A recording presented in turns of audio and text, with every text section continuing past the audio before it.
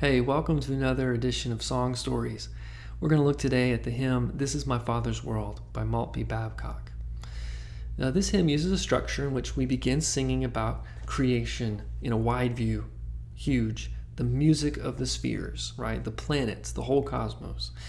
And then we start singing about nature around us, like rocks and trees and skies and seas, hearing God pass in the rustling grass, birds raising up their carols, all these beautiful images from nature and how God speaks through that.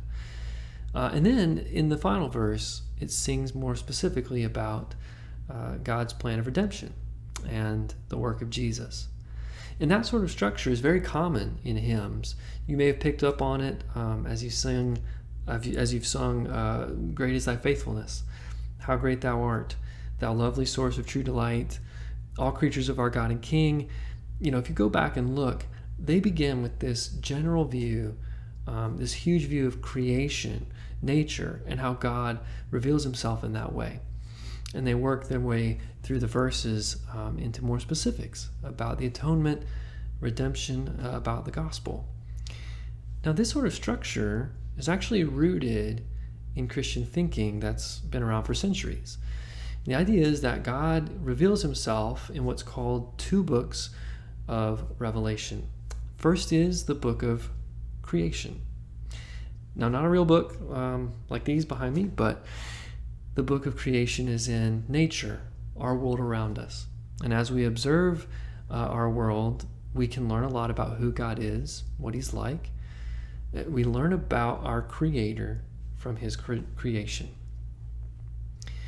We know that creation declares his glory, and so we have that assurance that doing this sort of thing is helpful, it's worthwhile, and we can learn a lot. But we can't learn everything, so we have the book of Revelation, which is Scripture. And in Scripture, we are shown so much more about God's plan of redemption throughout all history to save his people. We learn about more of what he's like, his attributes and character. We learn about Jesus. We learn about the cross, the salvation, grace through faith. We learn about all the riches that are ours through him. We learn about where things are headed, about restoration, the new heavens and the new earth. And so I think in This Is My Father's World, as he's looking around and observing nature, right, he is marveling at God's power and his goodness. But perhaps he also observes the brokenness that exists. And so in the third verse, he remarks that the wrong seems oft so strong. But he's reminded from Scripture that God is the ruler yet. And he closes with the lines, "This is my Father's world. The battle is not done. Jesus who died shall be satisfied, and earth and heaven will be one." And so here, Maltbie Babcock is holding together this book of creation and book of Revelation, and they're forming each other to learn a fuller picture of who God is and how he's speaking to us.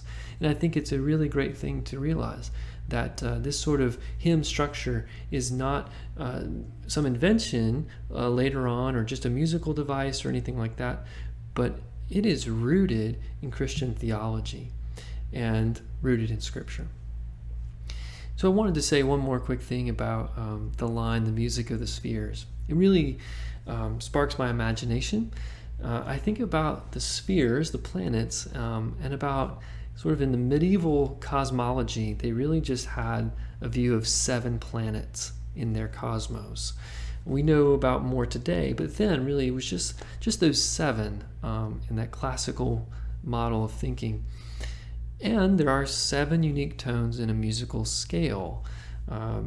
If you're thinking about the 8, the octave, right, that first and octave note are the same tones, just the next iteration of it. So there's really 7 unique ones. So we have these 7 tones, 7 planets, and I just think about how those are mingling with one another in their orbit, creating melody and harmony and dissonance and this composition that God is orchestrating and that we get to be a part of, and that our song, so to speak, gets to be woven into it.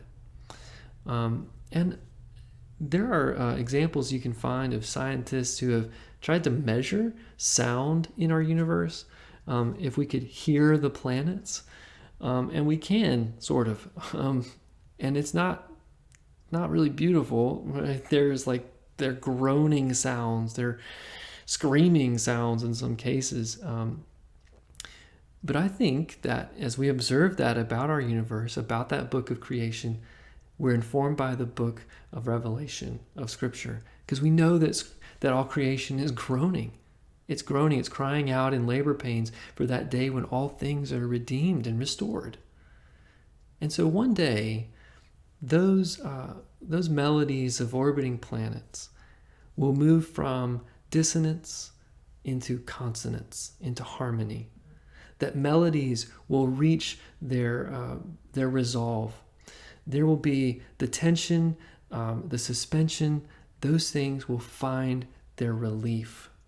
That God is taking this composition and this musical and these motifs, all these things that are being woven together, and He is going to bring them into a beautiful final overture in which all creation, people, tongues, tribes, nations will be gathered together in worship around the throne. So I hope these are some thoughts that encourage you and help you to engage further in worship as we sing through this hymn, "This is My Father's World."